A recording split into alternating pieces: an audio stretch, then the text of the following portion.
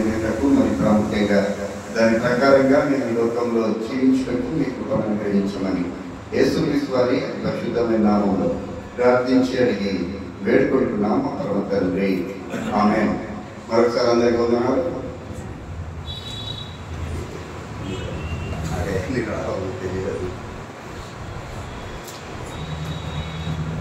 ప్రాముఖ్యమైనటువంటి విషయాన్ని కొద్ది సమయం మనం లేఖనాలను చూసేటువంటి ప్రయత్నం చేద్దాం. ఇర్మియా రాసినటువంటి ఇర్మియా గ్రంథము 23వ అధ్యాయం 23వ వచనాన్ని ఈరోజు మనము నేర్చుకునేటువంటి ప్రయత్నం చేద్దాం. జాగ్రత్తగా ఇర్మియా రాసినటువంటి గ్రంథము 23వ అధ్యాయం 23వ వచనాన్ని ఎవరైనా స్పష్టంగా చదవాలని జాగ్రత్తగా వినాలండి. నేను సమీపంలో నుండి దేవుడను మాత్రమేనా, దూరంగా నుండి దేవుడను కానా? చాలండి. ఎవరు మాట్లాడుతూ ఉన్నారు ఈ మాట? వినాలండి, వాక్యం వినాలి. ఎవరు మాట్లాడుతూ ఉన్నారు ఈ మాట? దేవుడు. ఇర్మియా గ్రంథకర్త ద్వారా, ఇర్మియా ద్వారా దేవుడు మనతో, నీతో, నాతో మాట్లాడుకున్నటువంటి మాట ఏమంటా ఉన్నాడండి దేవుడు అని అంటే, నేను మళ్ళీ నేను సమీపంలో నుండి దేవుడను మాత్రమేనా? ఈ క్వశ్చన్ మార్క్ అండి, క్వశ్చన్ మార్క్ అంటే ప్రశ్న వేస్తా ఉన్నాడు దేవుడు నీకు నాకు. నేను సమీపంలో ఉండే దేవుడను మాత్రమేనా? రెండోది, దూరంగా ఉండేటువంటి దేవుడను కానా అని అడుగుతా ఉన్నాడండి. నిజంగా దేవుడే రెండు రకాలైనటువంటి మాటలు ఇక్కడ తెలియపరుస్తా ఉన్నాడు. రెండు విధాలుగా ఆయన నీతో, నాతో, నిన్ను, నన్ను ప్రశ్న అడుగుతా ఉన్నాడు. మొదటి ఏంటంటే, నేను సమీపంగా ఉండేటువంటి దేవుడనైనా మాత్రమేనా అనేది ఒకటైతే, రెండోది ఏమంటా ఉన్నాడంటే, నేను దూరంగా ఉండే దేవుడను కానా అని అడుగుతాడు. ఇక్కడ జాగ్రత్తగా ఆలోచించాలి. ఇర్మియా ప్రవక్త అండి. ఎవరండి ఇర్మియా? ప్రవక్త. ప్రవక్త అనగానే మనకు అర్థం కావాలి. ప్రవక్త అంటే ఎవరు అని అంటే, దేవుడి యొక్క మాటల్ని ప్రజలకు తెలియజేసేటువంటి వారు. జాగ్రత్తగా ఆలోచించాలి. దేవుడు ఏదైతే మాటల్ని తెలియజేస్తా ఉన్నాడో, దేవుని యొక్క వాక్కును ప్రవక్తకి ఇస్తా ఉన్నాడో, ఆ మాటల్ని మాత్రమే తీసుకొని వచ్చి ప్రజలకు తెలియజేసేవారు నిజమైనటువంటి ప్రవక్తలు. అంటే పాత నిబంధన కాలం నుండి కూడా మనం చూసుకుంటూ వస్తే అనేకమైనటువంటి అబద్ధ ప్రవక్తలు ఉన్నారు, అనేకమైనటువంటి దొంగ ప్రవక్తలు కూడా పాత నిబంధన కాలంలో ఉండేవారు. క్యారీ ఫార్వర్డ్ అవుతా ఉన్నట్టుగా మనం చూస్తూ ఉన్నాం పిల్లలు. ఇక్కడ ఇర్మియా గురించి ఆలోచిస్తే, ఇర్మియా నికాస్ అయినటువంటి ప్రవక్త, ఉన్నది ఉన్నట్టుగా ప్రజలకు బోధించేటువంటి, ప్రజలకు తెలియజేసేటువంటి, దేవుడు ఏ విధాన్ని అయితే తెలియజేయమని ఆజ్ఞాపిస్తా ఉన్నాడో, దేవుని దగ్గర నుండి ఏ మాటలైతే ప్రవక్త వింటా ఉన్నాడో, అదే ఉన్నది ఉన్నట్టుగా ప్రజలకు బోధించేటువంటి ఇర్మియా ప్రవక్తను గురించి మనం ఆలోచిస్తే పిల్లరా, ఆయన ద్వారా దేవుడు నిన్ను నన్ను అడుగుతా ఉన్నటువంటి మాట ఏంటంటే, నేను సమీపంలో ఉండే దేవులను మాత్రమేనా, దూరంగా ఉండే దేవులను కానా అని అడుగుతా ఉన్నాడు. జాగ్రత్తగా ఆలోచిద్దాం. నిజంగా దేవుడు సమీపంగా ఉండగలడు, అలాగే దూరంగా ఉండగలడు. మనం అనుకుంటా ఉన్నాం దేవుడు మనకి ఎప్పుడు దూరంగా ఉండడండి, దేవుడు మనం విశ్వసించేసినాం, దేవుడిని ఆరాధిస్తా ఉన్నాం, దేవుడితో మనం ప్రయాణం చేస్తా ఉన్నాం కనుక దేవుడు నిరంతరం మనకు తోడుగా ఉంటాడని అనుకుంటా ఉన్నాం. అనే భ్రమలో మనం ఉంటా ఉన్నాం పిల్లలు. ఇవాళ భ్రమంతా కూడా మనలో నుండి వెళ్ళిపోవాలి. దేవుడు ఎవరికి దూరంగా ఉంటాడు, దేవుడు ఎవరికి దగ్గరగా లేదా సమీపంగా ఉంటాడు అనేటువంటి విషయాలను జాగ్రత్తగా గ్రంథం నుండి మనము చూడగలిగినట్లయితే, మొట్టమొదటిగా రెండో ప్రశ్నను మనం సమాధానంగా గ్రంథంలో నుండి చూసేటువంటి ప్రయత్నం చేద్దాం. రెండో ప్రశ్న ఏంటి? నేను దూరముగా ఉండే దేవుడను కానా? ఈ ప్రశ్నను మనం గ్రంథంలో నుండి చూడగలిగితే, నిజంగా దేవుడు దూరంగా ఉంటాడట. దేవుడు కానా అని అంటే, అవును ప్రభువు దూరంగా ఉండేటువంటి దేవుడు అనేటువంటి సమాధానం చెబుతూ, ఎవరికి దూరంగా ఉంటాడు ఆయన? ఎవరికంటే ఎవరికి దూరంగా ఉంటాడు? ఈ సర్వ సృష్టిని సృష్టించింది ఆయన, సర్వ మానవాళికి తండ్రి అయినటువంటి దేవుడు ఆయన. ఆయన తప్ప వేరొక దేవుడు లేని అనేటువంటి విషయాన్ని ప్రజలందరూ కూడా వాళ్ళు గమనిస్తూ ఉన్నారు. అటువంటి దేవుడు నిజంగా దూరంగా ఉంటాడా అని ఆలోచిస్తే ఏమొస్తుంది బాబు? రాజా చెప్పావు, ఉంటాడా? దూరంగా ఉంటాడా?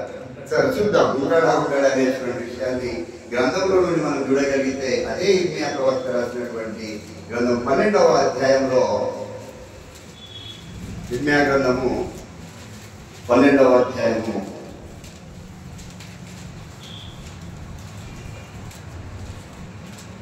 1 నుండి చదువుకుంటాం పిల్లరా. యెహోవా నేను నీతో వాదించినప్పుడు నీవు నీతిమంతుడుగా కనబడుదువు. అయినను న్యాయమును విధించుటను గూర్చి నేను నీతో మాట్లాడుదును. దుష్టులు తమ మార్గములలో వర్ధిల్లనేలా మహా విశ్వాసఘాతకులు సుఖింపనేలా నీవు వారిని నాటుచున్నావు. వారు వేరు కన్నుచున్నారు. వారు ఎదిగి ఫలములనిచ్చుచున్నారు. వారి నోటికి నీవు సమీపంగా ఉన్నావు, కానీ వారి అంతరేంద్రియములకు నీవు దూరముగా ఉన్నావు. ఇదే ఇర్మియా ప్రవక్త చెప్తా ఉన్నాడు. 23వ అధ్యాయంలో వేసినటువంటి ప్రశ్నకి ఇక్కడ మళ్ళీ ఏం దొరుకుతా ఉంది? మనకు సమాధానం దొరుకుతా ఉంది. ఇక్కడ ఇదే మాట్లాడుతుంటా ఉన్నాడు, యెహోవా నేను నీతో వాదించినప్పుడు నీవు నీతిమంతుడుగా కనబడదు. ఈ లోకంలో దేవుడు తప్ప వేరొక నీతిమంతుడు ఎవరు లేరు అనేటువంటి విషయాన్ని మనం తెలుసుకున్నాం పిల్లలు. ఇక్కడ చెబుతూ కిందికి వచ్చి ఏమంటా ఉన్నాడు అయ్యారంటే, అయినను న్యాయం విధించడానికి గురించి నేను నీతో మాట్లాడు. దుష్టులు తమ మార్గంలో వర్ధిల్లనేలా మహా విశ్వాసఘాతకులు సుఖింపనేలా. నిజంగా ఇవాళ ఎవరండి వర్ధిల్లుతా ఉన్నారు? ఎవరు అభివృద్ధి చెందుతా ఉన్నారు? లోకానుసారంగా చూస్తే ఎవరు అభివృద్ధి చెందుతా ఉన్నారు? లోకానుసారంగా మనం ఆలోచిస్తే ఎవరు అభివృద్ధి చెందుతా ఉన్నారు? దుష్టులు, దుర్మార్గులు, విశ్వాసఘాతకులు. వీళ్ళు ఏమవుతా ఉన్నారు? రోజు రోజుకి ఏమవుతా ఉన్నారంటే వీళ్ళు వర్ధిల్లుతా ఉన్నారు. వారి విషయాలలో వారు అభివృద్ధి చెందుతా ఉన్నారు. నిజంగా దేవుని నమ్ముకున్నటువంటి ప్రజలు, నిజంగా దేవుని యందు భయభక్తులు కలిగి జీవిస్తా ఉన్నటువంటి వారు, దేవుని వాక్యానుసారంగా ఆయన ఆజ్ఞల ప్రకారంగా జీవిస్తా ఉన్న వారు ఒక సందర్భంలో అనుకుంటా ఉన్నాం. ఎగ్జాంపుల్ మన పక్కన అన్నిలు ఉన్నారు, దేవుని విశ్వసించినటువంటి వారు ఉన్నారు. వారు మహాభివృద్ధి చెందుతా ఉన్నారు. దినదినం అన్యాయం చేసి, అక్రమం చేసి, వారి ఇష్టానుసారమైనటువంటి రీతిలో ఎదిగిపోతా ఉన్నారు. మనం కూడా అనుకుంటా ఉంటాం, ఇంతకాలం నుండి దేవుని నమ్ముకుంటా ఉన్నామే, ఇన్ని సంవత్సరాల నుండి భయభక్తులు కలిగి దేవునితో ప్రయాణం చేస్తూ ఉన్నామే, ఒక్క రోజన్నా మనకి ఇటువంటి స్థితి వచ్చిందా? ఒక్కసారన్నా మనం వర్ధిల్లుతా ఉన్నామా? లేదా ఒక్కసారన్నా మన సుఖమైనటువంటి సుఖమైనటువంటి జీవితాన్ని జీవిస్తా ఉన్నామా అనేటువంటి ప్రశ్న మనలో కూడా చాలా సందర్భాలలో ఉదయిస్తా ఉంది ప్రేమైనటువంటి వారు. అందుకే భక్తుడు రాశాడు ఈ మధ్య, దుష్టుల క్షేమము నే చూసి నీతి వ్యర్థమని అనుకునగా. విన్నారే పాట? దుష్టుల క్షేమము నే చూసి ఇక నీతి వ్యర్థమని అనుకునగా, కృపా కనికరము గల దేవా నా కష్టాల.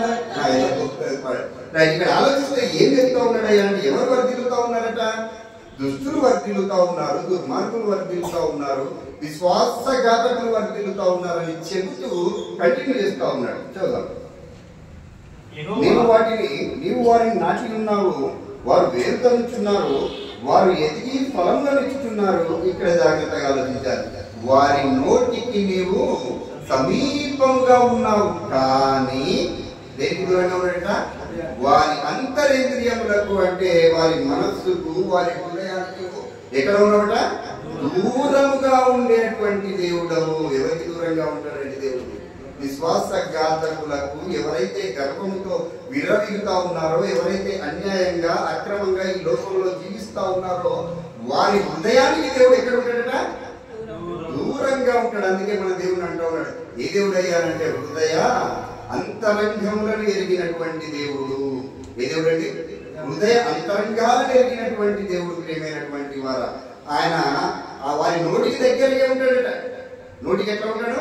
దగ్గరగా ఉంటాడు. ఈ అన్యాయస్తులు ఎవరైతే ఉంటా ఉన్నారో వారు దినమంతా ప్రభువా ప్రభువా, దేవునికి స్తోత్రం, దేవునికి హల్లెలూయా, దేవునికి ఇది, దేవునికి అది, ఐ లవ్ యూ దేవుడు అంటే దేవుడు నోటికి దగ్గరగా ఉంటా ఉన్నాడు వారికి. కానీ ప్రాముఖ్యమైనటువంటి ఏంటిది? ప్రాముఖ్యమైనటువంటిది ఏంటిదండి అంటే హృదయం. ఈ అంతరింద్రియాలకు దేవుడు ఎలా ఉన్నాడంటే వారికి దూరంగా ఉన్నాడు అని చెప్తా ఉన్నాడు. అందుకే మత్తయి సువార్తలో ఒక చక్కటి మాటలు రాశాడండి. జాగ్రత్తగా చూద్దాం. 15:21 అనుకుంటున్నాడు. మత్తయి సువార్త 15వ అధ్యాయము ఈ ప్రజలు పెదవులతో ఈ ప్రజలు తమ పెదవులతో నన్ను గణపరచుదురు ఈ ప్రజలు పెదవులతో పెదవులతో నన్ను గణపరచుదురు గాని వారి హృదయము నాకు దూరముగా ఉన్నది. వారి హృదయము నాకు దూరముగా ఉన్నది. అంతే అక్కడ ఇంకా ఉందా అంటే మనుషులు తగ్గించుకుంటారు. మనుషులు కల్పించినటువంటి పద్ధతులు దైవోపదేశములు అనుకుని వారికి అర్థం కానో ఆరాధించుతున్నారు అని చెప్తా ఉన్నాడు. దేనికంటే వాళ్ళు దేంతో ఆరాధిస్తా ఉన్నారట? దేంతో పెదవులతో ఆరాధిస్తా ఉన్నారు.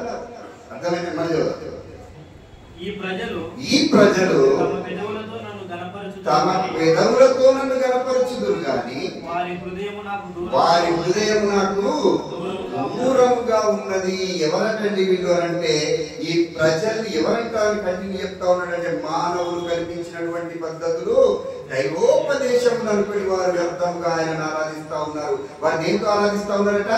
పెదవులతో మాత్రమే ఆరాధిస్తా ఉన్నారు దేవుణ్ణి. వారు పెదవులతోనే ఆరాధిస్తా ఉన్నారు. అందుకే మనకి తెలిసినటువంటి మాట మనం ప్రార్థన చేస్తా ఉన్నాం. యోహాను సువార్త 4:24 ఉన్నటువంటి మాట. ఎట్లా ఆరాధించాలి దేవుణ్ణి?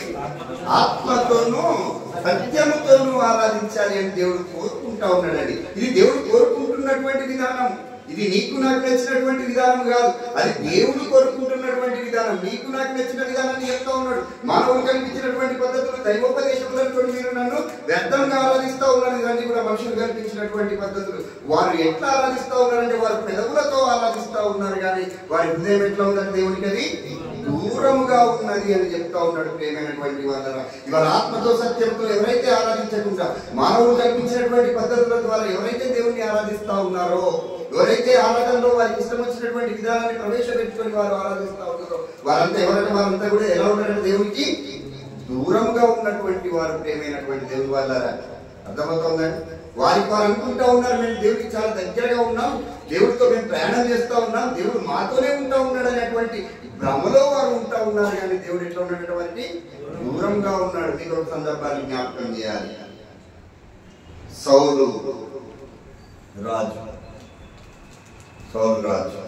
పాత నిబంధన కాలంలో మొట్టమొదటి రాజు ఎవరు? సౌలు రాజు కొంతకాలం దేవుడితో ప్రయాణం చేసిన తర్వాత దేవుని ఆజ్ఞలన్నీ విన్న తర్వాత ఆయన ఎప్పుడైతే అన్యాయంగా దేవునికి వ్యతిరేకంగా ఆయన చేసినప్పుడు దేవుడు ఆయన రాజ్యాన్ని ఆయన దగ్గర నుండి తీసివేస్తాడండి. ఆయన రాజుగా దేవుడు ఏం చేసేస్తాడు? తీసివేస్తాడు. ఆ విషయం అసలు సౌలుకి అర్థం కాదు. అర్థమైందా? సౌలుకి ఆ విషయం అసలు అర్థమే కాలేదండి. ఆయన తీసి ఎవరు ఎన్నుకుంటాడు? దేవుడు దావీదుని. అసలు సౌలుకి ఆ విషయం అర్థం కాదు. అంటే ఇక్కడ జాగ్రత్తగా అర్థం చేసుకోవాల్సిన విషయం ఏంటంటే దేవుడు నీ నుండి దూరంగా ఉన్నాడు అనేటువంటి విషయం నీకు ఎప్పుడు అర్థమవుతుంది? ఇక నీకు ఎప్పుడు అర్థమయ్యే పరిస్థితి లేదు. ఎప్పుడైతే నువ్వు అసత్యాన్ని విడిచిపెట్టి మళ్ళీ సత్యంలోకి వస్తావో అప్పుడు నీకు అర్థమవుతుంది ఇంతకాలం నేను ఎక్కడ ఉన్నా? అసత్యంలో ఉన్నా. ఇంతకాలం నేను దేవునికి దూరంగా ఉన్నాను. ఇక ఇప్పుడు నేను సరి అయినటువంటి క్రమంలో ఆత్మతో సత్యంతో దేవుని ఆరాధించడానికి వచ్చాననేటువంటి విషయం అర్థమవుతుంది కనుక అంతవరకు కూడా వారు ఎక్కడ ఉన్నారట? పెదవులతో వారు ఏం చేస్తా ఉన్నారు? దేవుని కనపరుస్తా ఉన్నారు కానీ వారి హృదయం దేవుడికి దూరంగా ఉన్నది అని చెప్తా ఉన్నాడండి. అర్థమవుతుందా? ఎవరికి దూరంగా ఉంటాడు? దేవుడికి కూడా అర్థమైందా? విశ్వాసఘాతకులకు అని రాశాడు. అక్కడ యెర్మీయాలో ఏం రాశాడు? విశ్వాసఘాతకులు అని అంటా ఉన్నాడు. విశ్వాసఘాతకులు ఎవరండి? విశ్వాసఘాతకులు ఎవరు? చేసిన మేలును మర్చిపోయేటువంటి వారు. అంతేనా? చేసిన మేలు మర్చిపోయేటువంటి వారు ఏమంటాం? విశ్వాసఘాతకులు. దేవుడు అనేకమైనటువంటి మేలు చేస్తా ఉన్నాడు. మనకి చేస్తా ఉన్నాడు. అనేకమైనటువంటి మేలు దేవుని చేత పొందుకున్నటువంటి వారం. అప్పుడప్పుడు మనం కూడా ఎట్లా ప్రవర్తిస్తా ఉన్నామంటే దేవుణ్ణి మర్చిపోయి ప్రవర్తిస్తా ఉన్నామంటే మన జాబితా కూడా విశ్వాస ఘాతకుల జాబితాలో వెళ్ళిపోయినామనుకో మనకు కూడా దేవుడు ఎక్కడ ఉంటాడు? దూరంగా ఉండేటువంటి పరిస్థితి వస్తుంది. ప్రియమైనటువంటి వాళ్ళ జాగ్రత్తగా ఆలోచిద్దాం. దేవుడు దూరంగా ఉంటాడు అనేటువంటి విషయాన్ని వాళ్ళు మనం జాగ్రత్తగా గమనించాలి అని చెప్తా ఉన్నాడు. ఇంకొక విషయాన్ని చూడగలిగితే గర్విష్ఠులకు కూడా దేవుడు ఎక్కడ ఉంటాడంటే దూరంగా ఉంటాడు అనేటువంటి విషయాన్ని మనం జ్ఞాపకం చేసుకోవాలి. మొత్తం ఎవరికి విశ్వాసఘాతకులకు, అదే రీతిగా గర్విష్ఠులకు దేవుడు ఎక్కడ ఉంటాడండి అని అంటే దూరంగా ఉంటాడు. గర్విష్ఠులకు దేవుడు దూరంగా ఉంటాడు. ప్రేమైనటువంటి వాళ్ళ గర్వం అనేది మనిషిని అధపతాలని తీసుకెళ్తా ఉన్నటువంటి పరిస్థితి కనబడుతూ ఉంది. ఎవరైతే గర్వంతో విరవిస్తూ ఉంటారో ఈ లోకంలో, ఎవరైతే నేను అనేటువంటి అహంకారపూరితమైనటువంటి ధోరణితో ప్రవర్తిస్తూ ఉన్నారో వారి అంతం నాశనం అని లేఖనం సెలవిస్తా ఉంది. వారంతానికి ముందు ఏం నడుస్తుందట? నాశనం ముందు గర్భం నడుస్తుంది అని చెప్తా ఉన్నాడు. నెక్కగా జ్ఞాపకం చేసుకోండి. నెబుకద్నెజర్ ఎట్లా ఆయన అది పతనం అయిపోయాడు, ఎట్లా నాశనం అయిపోయాడు నెబుకద్నెజర్ అనేటువంటి రాజు అని అంటే గర్భం చేత ప్రేమైనటువంటి వాళ్ళు ఏం చేశాడట? ఈ మహానగరాన్ని అంతటి కూడా నేనే కట్టించాననేటువంటి ఒక హృదయంలో ఆయన ఏమైపోయాడంటే గర్వించుకున్నాడట. గర్వించిన తర్వాత దేవుడు ఏం చేశాడు? ఆయన ఏం చేశాడంటే గడ్డిని తిరిగించేటువంటి పశువులు లెక్క ఆయన మార్చినటువంటి పరిస్థితి కనబడతా ఉన్నాడు. జాగ్రత్తగా ఆలోచిద్దాం. ఎవరికి దూరంగా ఉంటాడు దేవుడు? గర్విష్ఠులకు, విశ్వాసఘాతకులకు దేవుడు దూరంగా ఉంటాడు అనేటువంటి విషయాన్ని మనం జ్ఞాపకం చేసుకుంటే, అదే రీతిగా రెండో విషయాన్ని మనం చూస్తా ఉన్నాం. రెండో విషయం ఏం చెప్పాడంటే ఎవరికి సమీపంగా ఉంటాడు అనేటువంటి ప్రశ్నను మనం ఆలోచించుకుంటే, మొదటి ఎవరికి దూరంగా ఉంటాడో మనకు అర్థమైంది. నేను దూరంగా ఉండే దేవుడు అని కానా అని దేవుడు అడిగాడు. దానికి సమాధానం మనకి ఇక్కడ గ్రంథంలోనే దొరికింది. మొదటిగా గర్విష్ఠులకు, విశ్వాసఘాతకులకు, దుష్టులకు, దుర్మార్గులకు, వీరందరికీ కూడా దేవుడు ఎట్లా ఉంటాడట? దూరముగా ఉండేటువంటి దేవుడు. రెండవదిగా ఎవరికి సమీపంగా ఉంటాడు మరి కదా. రెండో విషయం ఏంటి? ఎవరికి సమీపంగా ఉంటాడు, ఆయన ఎవరికి దగ్గరగా ఉంటాడని ఆలోచిస్తే జాగ్రత్తగా ఆలోచిద్దాం. కీర్తనాకారుడు రాసినటువంటి 145వ కీర్తన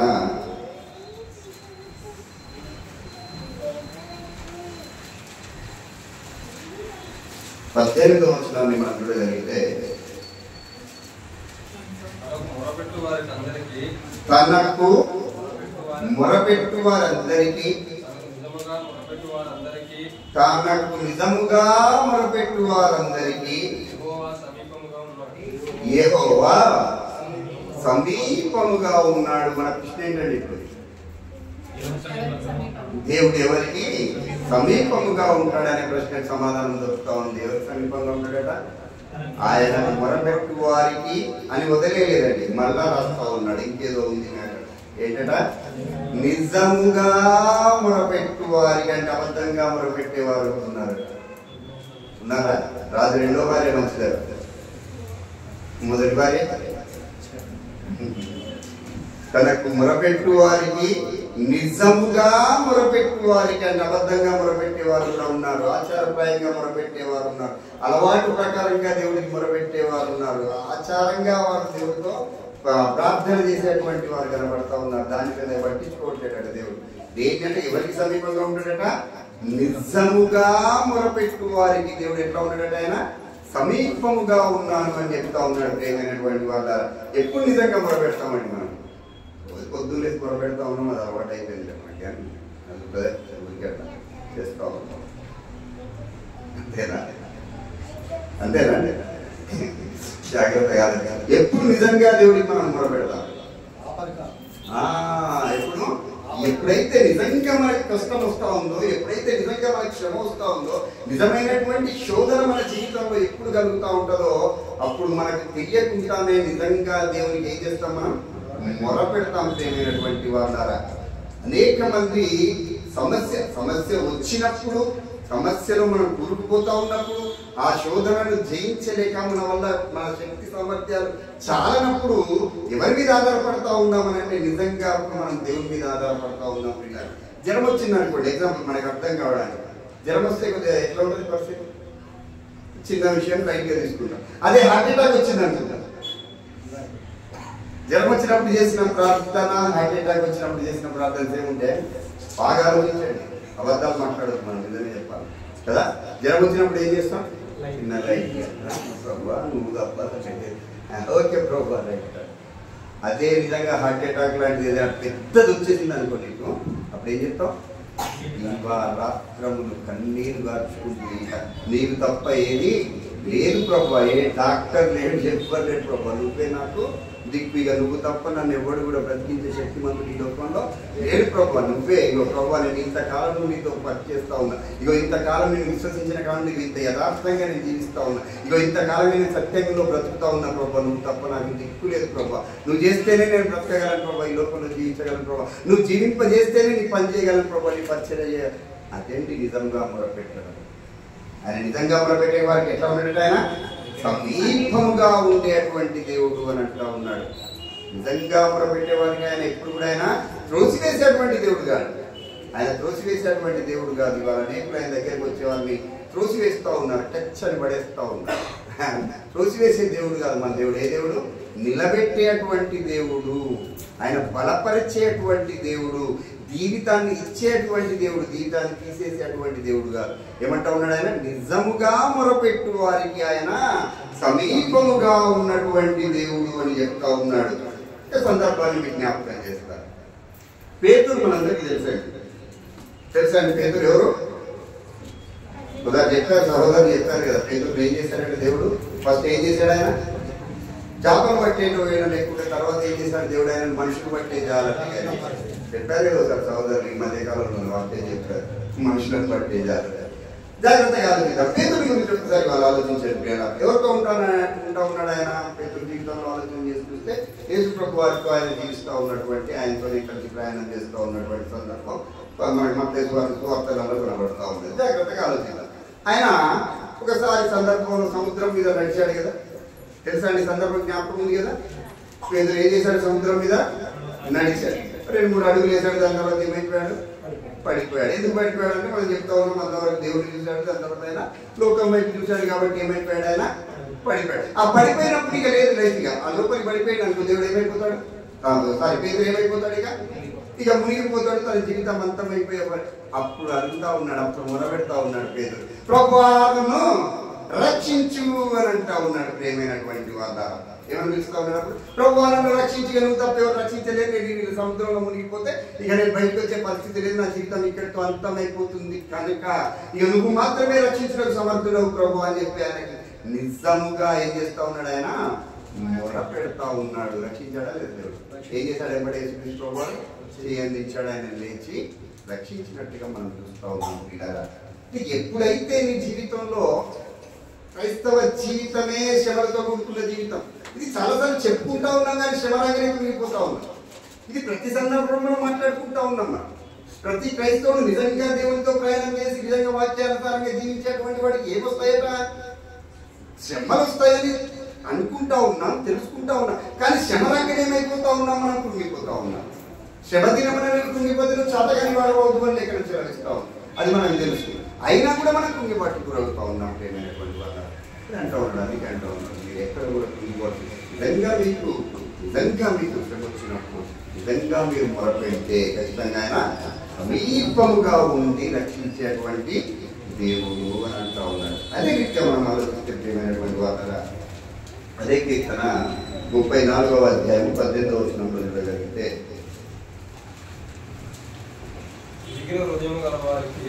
విరిగిన హృదయము గలవారికి యెహోవా ఆసన్నుడు, నలిగిన మనస్సు గలవారిని ఆయన రక్షించును. విరిగిన హృదయం గలవారికి ఆయన ఎట్లా ఉంటాడంటే ఆసన్నుడు, అంటే దగ్గరగా ఉన్నటువంటి వాడు, సమీపముగా ఉన్నటువంటి వాడు. విరిగి నలిగినటువంటి హృదయం ఎవరైతే కలిగి లోకంలో ఉంటా ఉన్నారో వారికి దేవుడు ఎక్కడ ఉన్నాడటండి? దగ్గరగా ఉన్నాడట. ఆయన సమీపముగా ఉంటాను అని చెప్తా ఉన్నాడు. ప్రేమైనటువంటి వాళ్ళ దావీదు జీవితాన్ని మనం ఆలోచన చేస్తే దావీదు ఒక మాట, చక్కటి మాట చెప్తా ఉన్నాడు. కీర్తనకారుడు 51వ కీర్తన 17వ వచనాన్ని చూస్తే దావీదు జీవితం అంతా కూడా ఎట్లా ఉంది మనకు అందరికీ తెలుసు. ఎలా ఉంది దావీదు జీవితం అంతా కూడా? సౌలు చేత తమ్మబడతా ఉన్నాడు. శ్రమల గుండా, అరణ్యంలో గుండా ప్రయాణాలు చేస్తూ చేస్తూ చేస్తూ చేస్తూ చేస్తూ చేస్తూ ఒక అనుకోని సందర్భంలో దావీదు చేసినటువంటి ఒక పాపం వలన దావీదు హృదయం ఏమైందో ఇక్కడ చెప్తా ఉన్నాడు. జాగ్రత్తగా చూస్తే 51:17 వచనం, విరిగిన మనస్సే దేవునికి ఇష్టమైనటువంటి బలి అని అంటా ఉన్నాడు. ఈ మాట ఎవరు చెప్పారు అంటే దావీదు చెప్పినటువంటి మాట. దావీదు తన జీవితంలో చేసినటువంటి పక్షపాతం చేసినటువంటి ఆ పాపం వలన, ఆయన చేసినటువంటి ఆ పాపం వలన ఆయన మనస్సు దేవుడికి ఏమైపోయాడు అంటే కొంతకాలమైన దురస్తుడుగా మారిపోయినటువంటి పరిస్థితులు. ఆయన మనస్సు ఎలా ఉంది అంటే విరిగి నలిగినటువంటి మనస్సుతో తిరిగి పశ్చాత్తాపడి ఆయన పశ్చాత్తాపడి, ప్రభువా నా జీవితంలో చేసినటువంటి తప్పును బట్టి నీవు నన్ను విడిచిపెట్టకు, నీవు నన్ను వదిలిపెట్టకు, నీవు నన్ను దూరంగా ఉంచకు అని చెప్పి ఆయన పడినటువంటి పశ్చాత్తాపం వలన, ఆయన వచ్చినటువంటి కన్నీటి ఆ ప్రార్థన వలన దేవుడు ఆ తప్పు నుండి ఆయనకి ఏమి ఇచ్చాడయ్యా అంటే విడుదల క్షమించాడు. క్షమించిన తర్వాత దావీదు చెప్తా ఉన్నటువంటి మాట, ఎందుకంటే దావీదు జీవితంలో దాన్ని అనుభవించాడు కనుక ఆయన ఏం చెప్తా ఉన్నాడు, విరిగి నలిగిన మనస్సే దేవునికి ఇష్టమైనటువంటి బలి అని చెప్తా ఉన్నాడు. ప్రేమైనటువంటి వాళ్ళ ఆయన సమీపంగా ఉండేది ఎవరికటానంటే నిజంగా విరిగి నలిగినటువంటి హృదయం కలిగినటువంటి వారికి దేవుడు ఎలా ఉన్నాడట,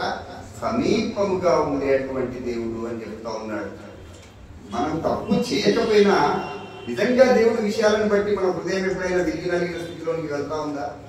ఒకవేళ ఎప్పుడైనా తప్పుకిన జరిగింది, మన వల్ల ఎప్పుడైనా పొరపాటు జరిగింది, అనుకోని సంఘటనల వల్ల పొరపాటు జరిగింది, అదే స్థితిలో ఉండిపోతా ఉన్నామా? మళ్ళీ ఆ స్థితి నుండి దేవుని దగ్గరికి వచ్చి పశ్చాత్తాపడి ఆ స్థితి నుండి బయట పడతా ఉన్నామా అనేటువంటి విషయాన్ని వాళ్ళు ఆలోచించాలి.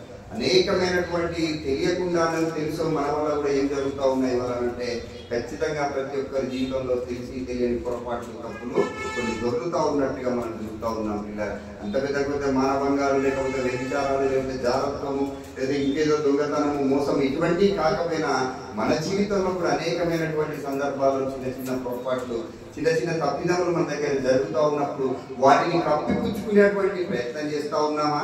లేదా నిజంగా ఆ తప్పును బట్టి దేవుని సన్నిధిలో ప్రభువా ఈ తప్పు నా వల్ల జరిగింది కదా, ఈ ఒక్కసారికి నన్ను క్షమించి తిరిగిన పాత స్థితిని నాకు ఇవ్వు అనేటువంటి ఆ పెరిగిన హృదయంతో, ఆ నలిగిన మనసుతో దేవుని చెంతకి మనం రాగలుగుతా ఉన్నామా? ఒకవేళ మనం నిజంగా అట్లా వస్తే దేవుడు ఎట్లా ఉంటాడో మళ్ళీ మనకి సమీపముగా ఉండేటువంటి దేవుడు అని అంటా ఉన్నాడు. నిజంగా నలిగినటువంటి హృదయం గల వారికి ఎట్లా ఉంటాడు ఆయన? సమీపముగా ఉండేటువంటి దేవుడు. మీకు సందర్భాన్ని జ్ఞాపకం చేస్తారు. ఇద్దరు అన్నదమ్ములు ఉన్నారట. ఇద్దరు అన్నదమ్ములు ఉన్నారండి పరిశుద్ధ గ్రంథంలో. మీకు అందరికీ తెలవాలా, సండే స్కూల్ టీచర్ తెలుస్తారు. ఎవరమ్మా? చిన్న కుమారుడు ఇట్లాంటి అర్థం అవుతుంది, ఇద్దరు అన్నదమ్ములు అంటే అర్థం అవుతుంది. ఎంతమంది కుమారులు ఉన్నారట ఆయనకు? ఇద్దరు కుమారులు ఉన్నారట. ఏం చేశారు తండ్రి ఆస్తిని? ఎంత కష్టపడి సంపాదిస్తాడు తండ్రి? ఆయన కష్టపడి సంపాదించాడు. ఎన్ని సంవత్సరాలు అంటే జీవితం ఉద్యోగం 36 సంవత్సరాలు రెక్కలు ముక్కలు చేసుకొని అనొచ్చా? వాడొచ్చా మీకు? Right, okay. రెక్కలు ముక్కలు చేసుకొని ఆయనకు సంపాదించాడు. అంటే ప్రతి తండ్రి గురించి చెప్తా ఉన్నాడు. కళ్ళము ఆయన కనబడతా ఉన్నాడు, రిటైర్ అయింది కాబట్టి మాకు అర్థమవుతుంది. 36 సంవత్సరాలు తన రెక్కలు ముక్కలు చేసుకొని తన రక్తాన్ని చెమటగా మార్చి, చెమటను రక్తంగా మార్చి, కుటుంబానికి కొన్ని సందర్భాలలో దూరంగా ఉండి, నిజంగా పిల్లల భవిష్యత్తు కొరకు కావచ్చు, లేదా జీవితంలో దేవుడు ఇచ్చినటువంటి జీవితాన్ని ఆయనకు అర్థవంతంగా జీవించి చూపెట్టాలనేటువంటి తృష్ణ కలిగి తన జీవితాన్ని సంపాదించుకోవడానికి ఒక ఉన్నతమైనటువంటి స్థానంలోకి తీసుకురావడానికి వాళ్ళు ఏం చేస్తూ ఉన్నారు? తల్లిదండ్రులు కష్టపడుతూ ఉన్నారు. పిల్లల గురించి అట్లనే ఒక తండ్రి ఉన్నాడండి. ఆ తండ్రి ఏం చేశాడట? చాలా కష్టపడ్డాడట. కష్టపడి ఆస్తిని సంపాదించాడు. చాలా ఉన్నారు. ఎవరి కొరకండి ఆస్తి? మనం మాట్లాడేటప్పుడు ఏమంటాం? ఆస్తి ఎవరి కొరకు?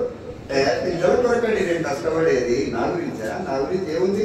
పిల్లల కొరకు కష్టపడుతూ ఉన్నామని అంటా ఉన్నాం. ప్రేమైనటువంటి వాళ్ళ ఆ పిల్లల కొరకు కష్టపడి తండ్రి ఆస్తిని సంపాదించాడట. వయసు వచ్చినాక ఇద్దరు కుమారులు ఆయన దగ్గరికి వచ్చి ఏమన్నారు? ఆస్తిని పంచమన్నారు. ఆస్తిని పంచమన్నారు. చిన్న కుమారునికి ఏమొచ్చింది? ఆస్తి వచ్చింది. తీసుకొని వెళ్ళిపోయి దేశాంతరం వెళ్ళాడట. వివిధ దేశాలు తిరుగుతూ ఉన్నాడు. దేశాలు తిరిగి అక్కడ లేకపోయిన అలవాట్లన్నీ, దురలవాట్లన్నిటికీ కూడా ఆయన ఏమైపోయాడు? బానిస అయిపోయాడు. తన దగ్గర ఉన్నటువంటి ఆస్తిని అంతా కూడా కర్పూరం లెక్క ఖర్చు పెట్టేసినాడు. దుర్వ్యసనాలకు వ్యాధిచారం చేయవచ్చు, ఇంకా దూదమాడచ్చు, మోసం చేయొచ్చు, అనేక రకాలుగా ఆయన తల్లి దగ్గర నుండి వెళ్ళిపోయిన తర్వాత ఆస్తిని అంతటి కూడా ఖర్చు చేసినటువంటి పరిస్థితిని మనం చూస్తూ ఉన్నాం. ఏమైనటువంటి వాళ్ళ జాగ్రత్తగా ఆలోచిస్తే దాని తర్వాత ఏం జరిగింది? దాని తర్వాత ఆయన తిరిగి వచ్చేటాము. ఆ దేశంలో కనీసం తినడానికి కూడా తనకి ఆహారం లేనటువంటి పరిస్థితి. పందుల కొట్టు కూడా ఎవరు పెట్టలేనటువంటి, పందు తినేటువంటి కొట్టును కూడా ఆయన తినలేనటువంటి స్థితికి తన జీవితం దిగజారిపోయిన తర్వాత తన హృదయం ఏమైంది? అప్పుడు అక్కడ రాయబడినటువంటి మాట బుద్ధి వచ్చినప్పుడు అని రాశాడండి. అక్కడ ఎవరికి? ఈ చిన్న కుమారునికి ఏమొచ్చిందట? ఎప్పుడైతే నీ జీవితం మొత్తం ఇక సంకరానికి పోయింది అంటారు కదా, మన జీవితం ఏమైపోయిందిగా? మొత్తం అయిపోయింది. ఇక గతం ఉన్నత నీచమైనటువంటి స్థితిలోకి వెళ్ళిపోయిన తర్వాత అప్పుడు ఆయనకి ఏమొచ్చిందట? బుద్ధి వచ్చిందనంటే అక్కడ తిరిగి నలిగినటువంటి హృదయముతో ఆయనకు మళ్ళీ ఏమొచ్చిందనంటే గుర్తొచ్చింది ప్రేమ. అప్పుడు ఎక్కడికి వచ్చాడు ఆయన? అప్పుడు గుర్తొస్తా ఉన్నాయి అన్ని గుర్తొస్తా ఉన్నాయి. మనం కూడా చూడండి, ఎప్పుడైతే మనం పతన స్థితికి వచ్చేస్తామో ఇక అప్పుడు అన్ని జ్ఞాపకం వస్తూ ఉంటాయి. అరే భయ్ ఇట్లా చేయకపోతే బాగుండు, అరే భయ్ అట్లా చేయకపోతే బాగుండు, వాడిని నమ్మకపోతే బాగుండు, వాడికి ఇవ్వకపోతే బాగుండు, ఇగో ఈ తప్పు చేయకపోతే బాగుండు, ఇగో ఈ విధంగా నేను ఉండకపోతే బాగుండు అప్పుడు అనేటువంటి ఆ స్థితి ఎప్పుడైతే ఆ చిన్న కుమారునికి వచ్చిందో అప్పుడు ఏం చేశాడు? ఎక్కడికి వచ్చాడు ఆయన? తండ్రి దగ్గరికి వచ్చాడు. ప్రేమైనటువంటి వాళ్ళ తండ్రి దగ్గరికి వచ్చాడు. ఆ తండ్రి ఏం చేశాడట? తిరిగి ఆయన్ని అట్లే నేర్చుకున్నాడా? లేదా వెళ్ళు రాబోయే వద్దు ఇంతకాలం తిరిగినో నాకు అవసరం లేదు ఆస్తిని మంచి ఇచ్చేసినాడు అది వెళ్ళిపోన్నాడు అన్నమాట. అనలేదండి. ఏం చేశాడు? తండ్రి తిరిగి అక్కున తెచ్చుకున్నాడు. పరుగున వెళ్ళాడట. తండ్రి ఎదురు వెళ్ళాడట. ఎదురు వెళ్ళి కుమారుని తీసుకున్నాడు, దగ్గరికి హత్తుకున్నాడు, వాడి మెడ మీద వాడి ముద్దు పెట్టుకున్నాడు, వాడికి ప్రశస్తమైనటువంటి వస్త్రాలు ఇచ్చాడు, వాడికి ఉంగరాన్ని ఇచ్చాడు, వాడికి బంగారం ఉంగరాన్ని ఇస్తా ఉన్నాడు, వాడికి జోడులు కొనిస్తా ఉన్నాడు. అంటే ఇక్కడ జాగ్రత్తగా ఆలోచిస్తుంది, ఎప్పుడైతే వెలిగినటువంటి హృదయం చేత మన జీవితాన్ని తిరిగి నేను మార్చుకోవాలి అనేటువంటి స్థితి మన జీవితంలో కనబడతా ఉందో, దేవుడు ఎప్పుడు కూడా తులసివేసే దేవుడు కాదు అని అంటా ఉన్నాడు. లోకంలో ఉన్నటువంటి భౌతికపరమైనటువంటి మానవ మాతృడైనటువంటి ఆ తండ్రులకే ఇంత ప్రేమ ఉంటే తండ్రి అయినటువంటి దేవుడు, లోకానికి తండ్రి అయినటువంటి దేవుడు, నిన్ను నన్ను సృజించినటువంటి దేవునికి ఇంకా నీ మీద నా మీద ఎంత ప్రేమ ఉంది. ప్రేమైనటువంటి వాళ్ళ అందుకే ఆయన విరిగి నలిగినటువంటి హృదయం ఎవరికి ఉంటుందో వారికి ఎవరికి ఎట్లా ఉన్నట్టు ఆయన సమీపముగా ఉండేటువంటి దేవుడు అని అంటా ఉన్నాడు. అర్థమవుతా ఉందా? ఎవరికి సమీపంగా ఉంటాడు దేవుడు? విరిగి నలిగినటువంటి హృదయం గల వారికి ఆయన సమీపముగా ఉండే దేవుడు. ఎవరికి దూరంగా ఉండే దేవుడు?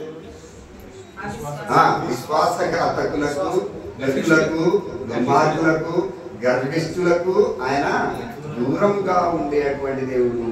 ఈ రెండు జాబితాలలో ఏ జాబితాలో మనం ఉన్నాం? మనల్ని మనం ప్రశ్నించుకుందాం. ఎవరికి వారిగా మనల్ని మనం ప్రశ్నించుకుందాం. దేవుడైతే రెండు ప్రశ్నలు ఇస్తాడు. ఏమన్నాడు దేవుడు? ఇర్మియా ప్రవక్త ద్వారా ఎన్ని ప్రశ్నలు అడిగాడు? మనల్ని రెండు ప్రశ్నలు అడిగాడు. ఒకటి ఏంటంట, నేను సమీపంగా ఉండే దేవుడని మాత్రమేనా, దూరంగా ఉండే దేవుడని కానా అని అడిగాడు. ఇప్పుడు ఈ రెండు ప్రశ్నలకు సమాధానం నీ జీవితంలో, నువ్వు నా జీవితంలో నేర్పేసుకోవాల్సినటువంటి అవసరం ఉంది. నిజంగా మనం గర్వంతో ఉంటే దేవుడు ఎట్లా ఉంటాడు? మనకి దూరంగా ఉంటాడు. నిజంగా శ్వాసఘాతకులుగా, దుష్టులుగా, దుర్మార్గులుగా అంటే ఇది ఎవరు నీకు చెప్పాల్సిన పని లేదండి. ఎవరు సర్టిఫికెట్ నీకు నాకు ఇవ్వాల్సినటువంటి అవసరం లేదు. మనది మనకే అర్థమైపోతా ఉంటుంది. ఈ లక్షణాలు మనలో ఉంటే దేవుడు మనకి ఎట్లా ఉన్నాడు? దూరంగా ఉన్నాడు. ఇక నువ్వు 1,00,000 సార్లు వచ్చి హల్లెలూయా ఆమేన్ ఐ లవ్ యు గాడ్ అని పిలిచిన ఆయన పలికే దేవుడు కాడు. ఎందుకు ఏమైపోయింది ఆయన? అయిపోయింది. దగ్గరగా ఉండే దేవుడు, తిరిగి నలిగిన ఉండే దేవునికి ఇష్టానుసారమైనటువంటి జీవితం, దేవుని కోరుకునేటువంటి జీవితం ఆయన కోరుకుంటా ఉన్నాడు. ఆత్మతో సత్యంలో నన్ను ఆరాధించండి అని ఆయన చెప్తా ఉన్నాడు. అటువంటి స్థితి ఎవరు అయితే ఉంటుందో వారికి ఆయన దగ్గరగా ఉండేటువంటి దేవుడు కనుక యేసుక్రీస్తు ప్రభు వారు కూడా అలా దేవునికి ఎట్లా ఉన్నాడు? ఆయన సమీపంగా ఉన్నాడండి. ఏ స్థితిలో ఆయన దేవుడిని యేసుక్రీస్తు ప్రభు వారు ఆయన జీవితం అంతా కూడా ఇక చనిపోయేటువంటి పరిస్థితిలో కూడా ఎవరితో ఉన్నాడండి ఆయన అంటే దేవుడితో ఉంటా ఉన్నాడు. ఇక 2 రోజులకి ఆయనకి ఏం రాబోతా ఉంది? మరణము రాబోతా ఉన్నది. ఆయన తీసుకెళ్లి పాపులు మరణానికి అప్పచెప్పబోతా ఉన్నారు. ఆ పరిస్థితులలో కూడా ఆయన ఏమంటా ఉన్నాడు అంటే ఆయన దేవునికి కృతజ్ఞతలు చెల్లిస్తూ ఉన్నాడు. ఏం చెల్లిస్తూ ఉన్నాడు? ఆయన దేవునికి కృతజ్ఞతాస్తుతులు చెల్లిస్తూ ఉన్నాడు. ఇక మరణం దగ్గరికి అంచులోకి వచ్చినా కూడా ఆయన దేవుడితో ఏ మాత్రం కూడా ఆయన దేవుడికి దూరంగా లేదు. దేవుడికి ఆయన దగ్గరగా ఉంటూ ఆయన జీవితాన్ని కొనసాగించినట్టుగా మనం చూస్తూ ఉన్నాం. పరిస్థితులు ఏ విధంగా ఉన్నా, పరిస్థితులు నిన్ను నన్ను చుట్టినా, ఏ రకంగా నువ్వు నన్ను శోధంలోకి తీసుకెళ్తా ఉన్నా, ఇటువంటి దరిద్రమైనటువంటి స్థితిలోకి మనం తీసుకెళ్తా ఉన్నాం అని ఎవరు విడిచిపెట్టకూడదట. దేవుణ్ణి విడిచే వారిగా మనం ఉండకూడదని చెప్తా ఉన్నాడు. జాగ్రత్తగా ప్రతి ఒక్కరి జీవితంలో అన్ని ఎప్పుడు సుఖాలే ఉన్నాయండి, ఖచ్చితంగా కష్టాలు కూడా వస్తూ ఉన్నటువంటి ఇది కనుక ఆ స్థితిలో కూడా దేవుని విడిచిపెట్టకుండా మనం అందరం ఆయనతో కలిసి ఉండడానికి ప్రయత్నం చేద్దాం. అతి కృప, అతి ధన్యత దేవుడు మనందరికీ అనుగ్రహించుగాక. ఆమేన్. థాంక్యూ అండి. అందరికీ వందనాలు.